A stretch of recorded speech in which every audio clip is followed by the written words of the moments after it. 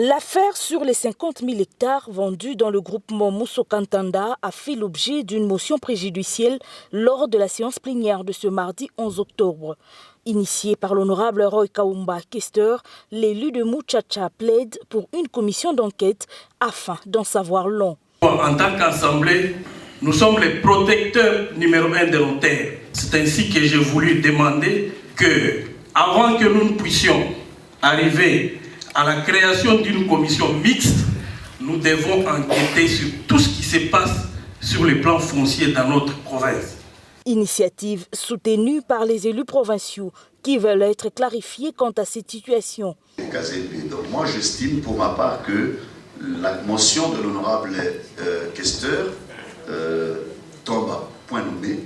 Si on peut se concentrer là-dessus, mais qu'on élargisse un tout petit peu. Je crois que nous devons, nous députés, être solidaires envers notre collègue qui a soulevé cette question épineuse. Si je vais très loin, à l'article 204 de la Constitution, sans préjudice des autres dispositions de la présente Constitution, les matières suivantes sont de la compétence exclusive des provinces.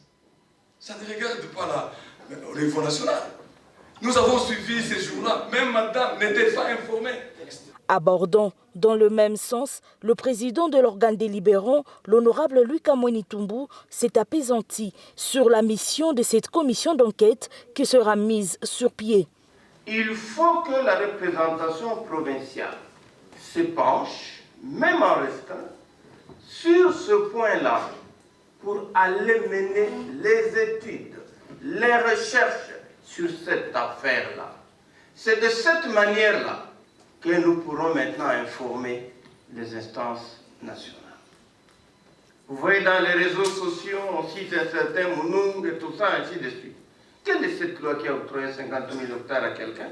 Mais selon la défense de ceux qui ont fait ce qu'ils ont fait, ce qu'ils disent. Et sur quelle base nous allons découvrir la vérité? Donc un groupe de députés travaille sur cette affaire-là. Toujours au cours de cette séance plénière, les élus provinciaux ont adopté le calendrier de la session ordinaire de septembre 2022. Ceci comporte des nouvelles matières et des arriérés législatifs.